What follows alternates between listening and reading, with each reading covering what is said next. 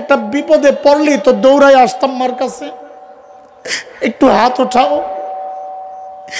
মা হাত উঠাইতেন, আমার কাছে লাগতো মা যেন আল্লাহর কাছ থেকে সরাসরি আমার চাই আইনা দিছে। এখন একটা বিপদে পড়লে আমি দৌড়াই আইসা কার কাছে বলবো? আমার মালিক থেকে একটু ডাইরেক্ট আইনা দাও, আমার তো নাই কেউ। কাঁদছিস তো ওই জন্যে। এরে ভাই বলি, থাকতে জান্নাত বানাও, থাকতে জান্নাত বানাও। পায়ে ধরে বলে যাই, মা বাবার বদদুয়ার হাত যেন তোমার বিরুদ্ধে না যায়। আরে মা চিনস বুকা, মা তো ওই মানুষ, বাবা ওই মানুষ। ঘরে ফল আসছে 3টা আপেল, বাচ্চা 3টা। মা আস্তে একটা নাটক করে বসলেন, আপেল আমি পছন্দ করি না, কেমন জানি লাগে, তোরা খায়ালা, অথচ খাইতে মনে চাইতেস। মা তো ওই ব্যক্তি। ঘরে খাবার আছে অল্প, মা বুঝে আমি যদি খাই আমার সন্তানরা পেট পুরে খেতে পারবেন না। মা তো ওই মানুষ, আস্তে একটা অভিনয় করে বসলেন, বাবারে আমার বমি বমি লাগতেছে, তোরা খায়া নে, অথচ ক্ষুধায় পেটটা জ্বলতেছে। মা তো ওই মানুষ। জানোস তুই, ঘরে একটা ভালো খাবার তৈরি হলে আমার আর তোর মুখে না দিয়া খান নাই, ওই মা বাবার ছাইরা কেমনে খাস রে জালেম? হ্যাঁ, ওই মা বাবাকে ছেড়ে কেমনে খাস? এই কথাও শুনতে হয় আমাদের। আমার সংসার চলবো কেমনে ওদেরকে দিলে? জালেম কোথাকার। নবী বলেন ওদেরকে দিলে তোর সম্পদ বাড়বে, আর তুই চিন্তা করস অভাব হবে। বোকা।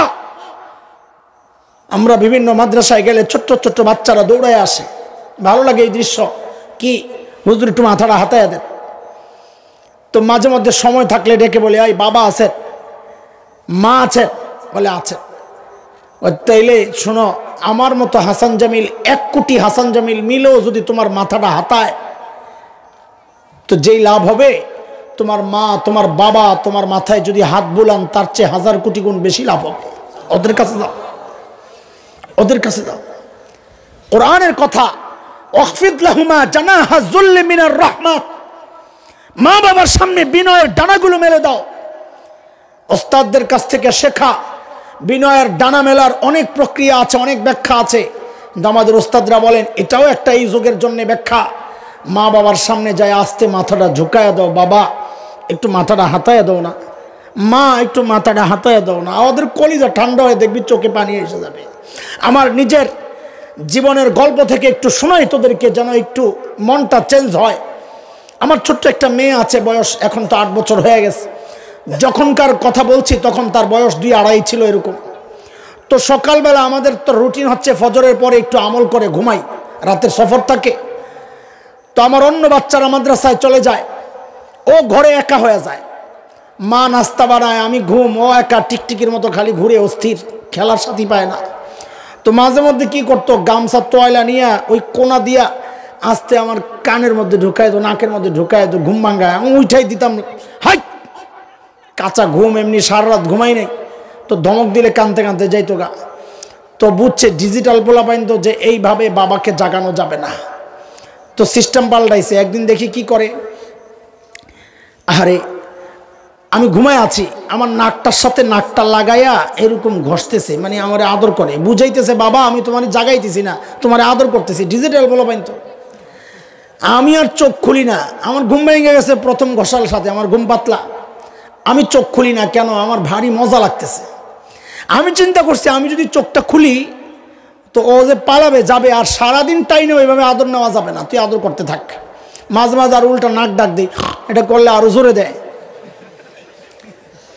হঠাৎ মনে পড়ছে, খেয়াল করো, হঠাৎ মনে পড়ছে আরে পাশের ঘরে তো, পাশের রুমে আমার মা শুয়ে আছেন, না জানি তারও মন চায় যে তার ছেলে তার সন্তান যায় আর তারা এরকম নাকটার সাথে নাকটা লাগায় আদর করুক।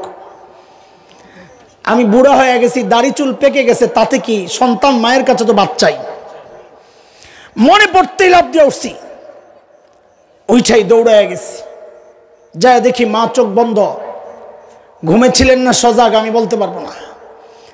কাছে বৈশাই মায়ের নাকটার সাথে নাকটা এরকম লাগায় যখন ঘষা দিছি, এর যুবক ওই দৃশ্যটা আমি বুঝাইতে পারবো না। আমি যদি বুঝাইতে পারতাম আমি নিশ্চিত তুই চিৎকার করে করে গড়াগড়ি দিতি।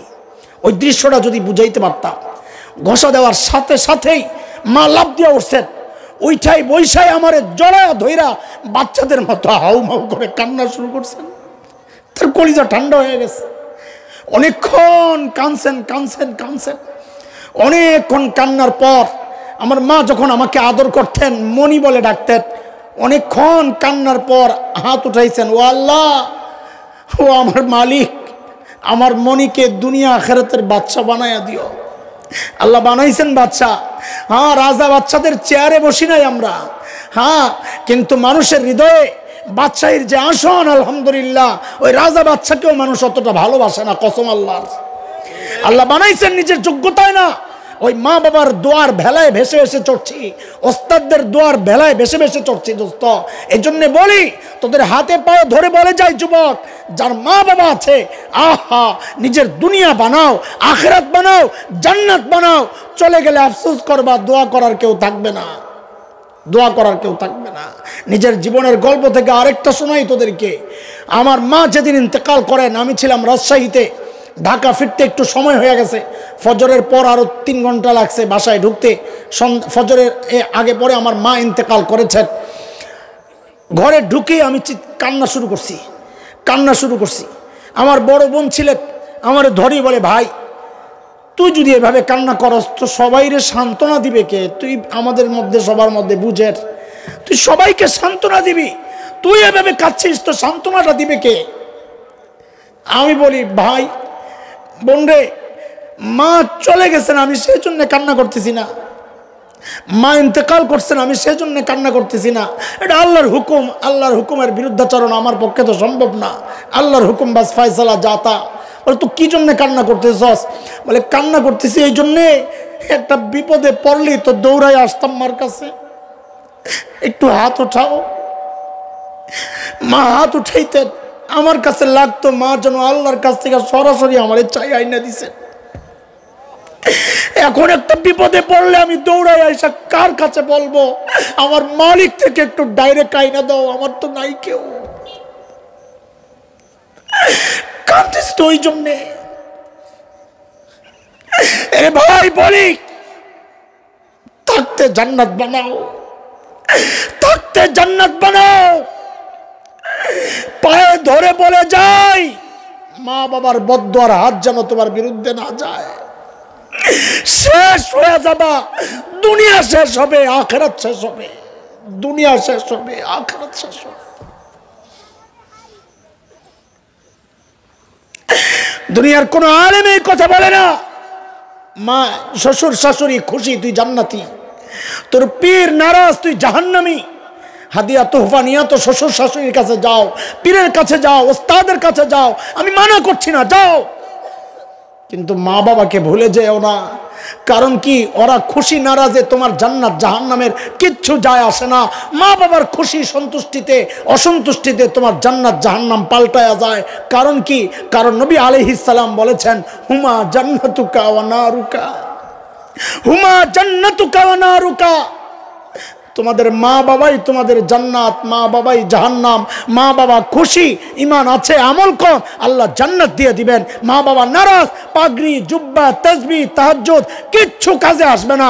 মা বাবা নারাজ, তুই জাহান্নামী। আল্লাহর নবী বলেছেন।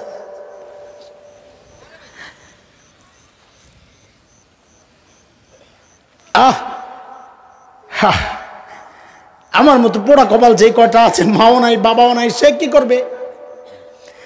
হ্যাঁ, মা বাবার কাছে মাফ চাওয়ার সুযোগ তো নাই। তাকে আমি বলি, তুই নিজের জন্য আর মা বাবার জন্য আল্লাহর কাছে মাফ চা। রব্বির হামহুমা পড় বেশি বেশি, আল্লাহর কাছে পড়েন, রব্বির হামহুমা কামা রব্বায়ানি সগীরা।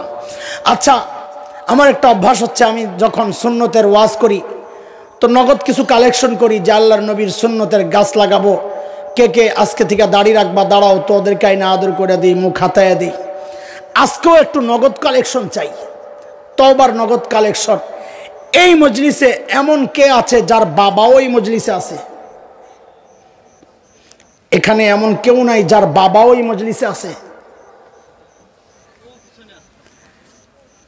আছে? দাঁড়ান দাঁড়ান, কে কে আছে দেখি, কে কে আছে? সবাই দাঁড়ান।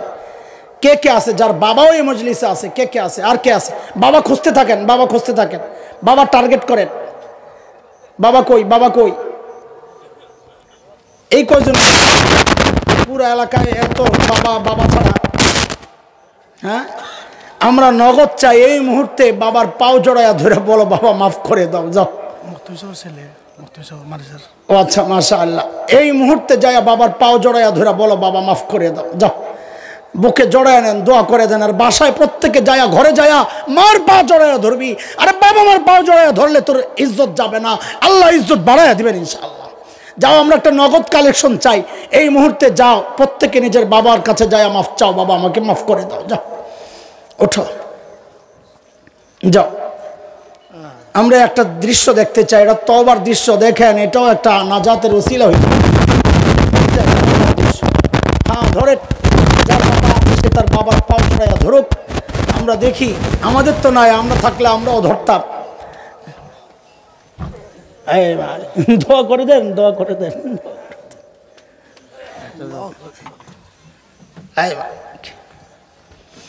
এর চেয়ে সুন্দর দৃশ্য আর কি হইতে পারে? সন্তান মা বাবার পায়ের কাছে, মা বাবা হাত বুলাইতেছে, এর চেয়ে রহমতের দৃশ্য আর কি হইতে পারে দোস্ত? হ্যাঁ, যাই হোক, আমাদের তো সময় খুব সংকুচিত, আমাদের রুটিন থাকে, একটার পর একটা এইভাবে করে করে যেতে হয়। কিছু সময় আপনাদের সাথে কাটালাম, আপনারা মনোযোগ দিয়ে কথাগুলো শুনেছেন, সেজন্য আমি কৃতজ্ঞ। তো আমাকে একটু পড়াটা শোনায়া দেন, যেন আমি একটু স্বস্তির সাথে বিদায় নিতে পারি, যে হ্যাঁ আমি একটা পড়া মুখস্থ করাইয়া দিয়ে আসছি। কই ধরছ? হ্যাঁ, তোমার বাবা তো তোমারে ধরে না। হ্যাঁ, মাশাআল্লাহ, মাশাআল্লাহ, হ্যাঁ, আলহামদুলিল্লাহ। বলেন 1 নম্বর, সবাই বলেন পড়া মুখস্থ 1 নম্বর, 2 নম্বর, 3 নম্বর, 4 নম্বর, ভরসা কেবল কার উপর? পুরাপুরি ভরসা। 5 নম্বর, প্রতি রাতে সূরা ওয়াকিয়া। 6 নম্বর, গুনাহ ছাড়া। বলেন 6 নম্বর। 7 নম্বর, মা বাবার সাথে সুন্দর আচরণ, সদাচরণ, মনে থাকবে। 8 নম্বর, আত্মীয় স্বজনের সাথে সম্পর্ক ছিন্ন না করা, মিলিত রাখা, মিলাইয়া রাখা। তো আল্লাহ তাআলা বয়সও বাড়াইয়া দিবেন, সম্পদও বাড়াইয়া দিবেন। আল্লাহ তাআলা দুর্ভিক্ষ সহ যে কোনো আযাব আর গজব যে কারণে আসে, ওই সমস্ত গুনাহ থেকে আমাদেরকে হেফাজত করেন। দুর্ভিক্ষ আর যে কোনো আযাবকে ঠেক দেওয়ার জন্য যে আমলগুলো কার্যকর, ওই আমলগুলো আমাদেরকে আল্লাহ তাআলা করার তৌফিক দান করেন। আমিন। ওয়া আখিরু দাওয়ানা আলহামদুলিল্লাহি রাব্বিল আলামিন। আসসালামু আলাইকুম ওয়া রাহমাতুল্লাহি ওয়া বারাকাতুহু।